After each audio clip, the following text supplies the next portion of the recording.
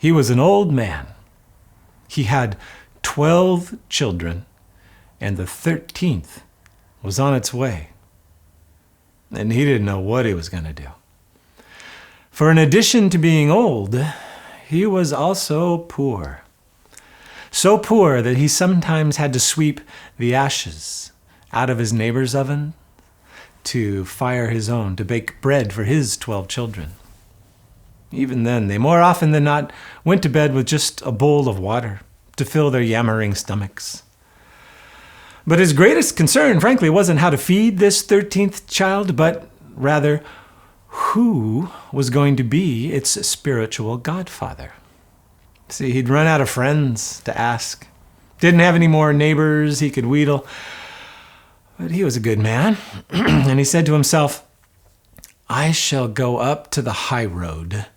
I'll walk along it, and the first person I meet, that person I'll ask to be godfather to this child. And so he did. He went up to the high road, and he walked along it, and as he did, right away outstepped a man. And it was Satan himself. The old man knew who it was because he could tell by the way he strutted with a fine wicker cane and a split-back red coat and red pointy shoes. And the devil came up to the old man and he said, Old man, let me be the godfather to your child. I promise you he will have a rich and abundant life here on earth. Let me be the godfather to your child, old man. Choose me. And the old man looked at the devil and he said, I don't think so, devil, no. You don't treat all people fairly. In fact, I think you're something of a cheat. And with that, the old man walked around the devil, and he continued on down the road until God himself stepped up. And God said, Old man, let me be the godfather to your child. I assure you his time with me in the hereafter will far exceed anything he experiences here on earth. And the old man tilted his stiff neck up toward God, and he said, begging your pardon, not wishing to offend, but I don't think so, no. You see, I don't think you treat all people fairly. In fact, I think you tend to favor the rich over the poor.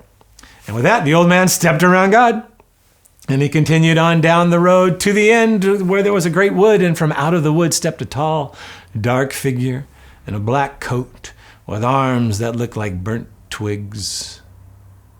It was Death himself. And Godfather Death stepped up and he said, Old man, let me be the godfather to your child. I can promise you I'll teach him the art of healing. And from that he will live a good and decent life. And the old man looked at Death himself straight in the eye and he said,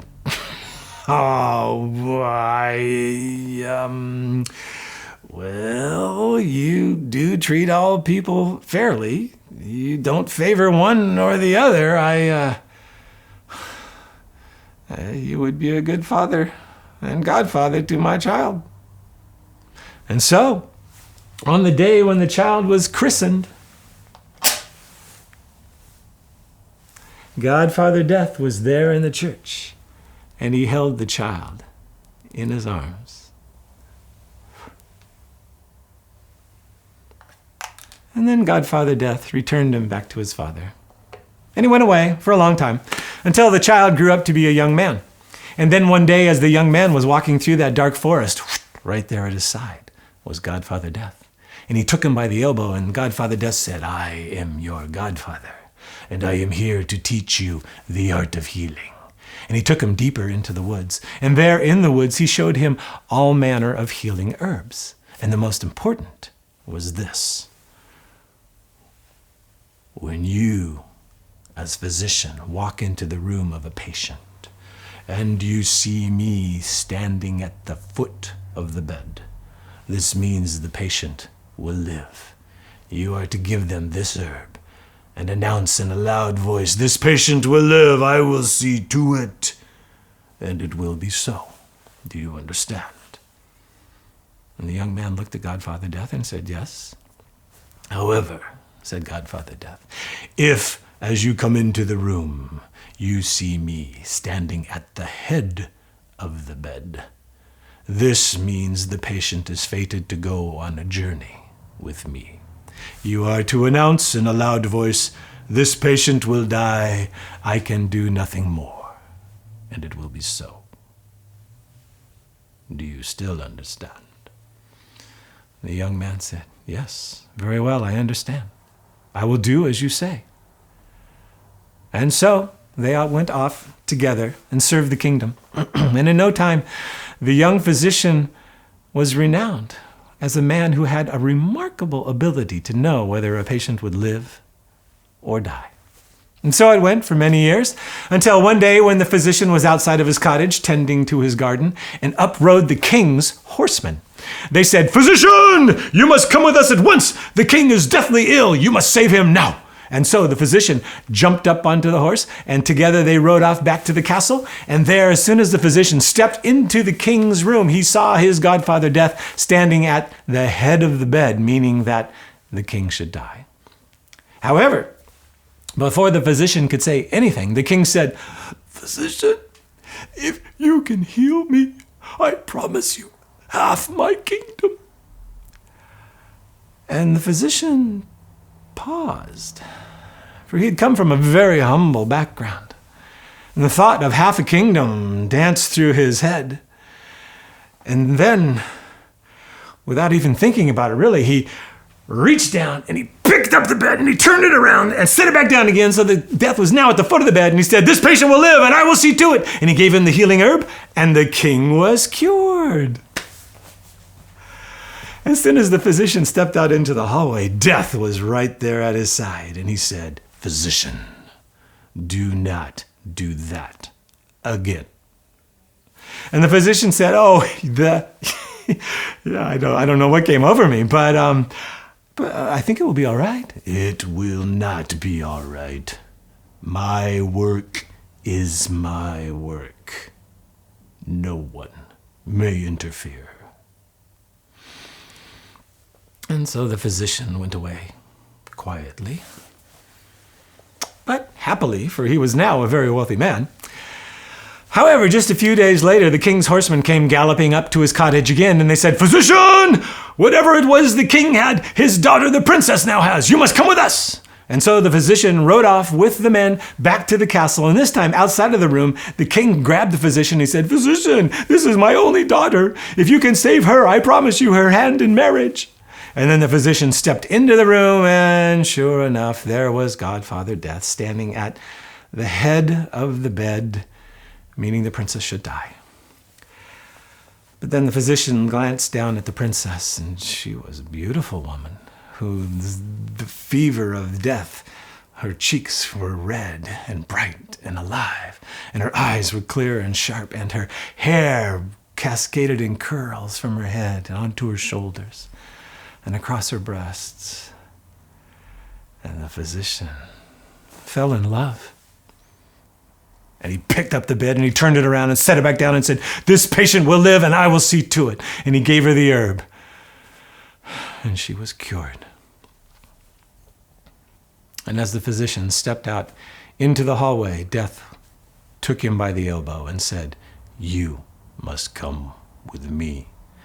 And then Death took his own godson through the hallways of the castle until they came to a side door, old and bolted shut, and Death reached and pulled open the latch and then pulled open the door and took his godson through the door down a deep stairway that went down, down below the castle, far below the castle, until they came to another rusty hinged door. And with great effort, Death pulled and pulled until his bones almost popped, and then he opened that door and continued to take his own godson down and down below the castle, until at last they came to a long, low cave that stretched in one direction and the other for as far as you could see. And inside of this cave there burned candles. Millions millions of candles, some tall, big, fat, and bright, others shrunk down to about half their size, and still others guttering and sputtering, and even now and then one going out. There was a cool breeze blowing through this and making all the candles shimmer. And the physician looked one direction and the other, and he said, where are we? And Godfather Death stretched his bony hands over all these candles, and he said, this, godson, is the place of life and death. All lives are recorded here. And the physician looked again, and he said, very interesting. Now, if you don't mind, can we go back to where we came from? For I have a full and rich life to enjoy, and a lovely princess to enjoy it with. And Godfather Death said, but physician, aren't you the least bit curious about your own life? And the physician said, no. I mean, these candles, these big, tall ones, I'm sure are babies and midlife people, middle-aged candles, and these small, guttering ones going out, those are old people. And Godfather Death said, no. Some of these tall candles are babies. Some are old people, just as these sputtering candles, some are old people and some are newborn. And for the first time, the physician felt that cool breeze that was blowing through the cavern. And looking over all them all, he said, yes, I think I would like to see my candle.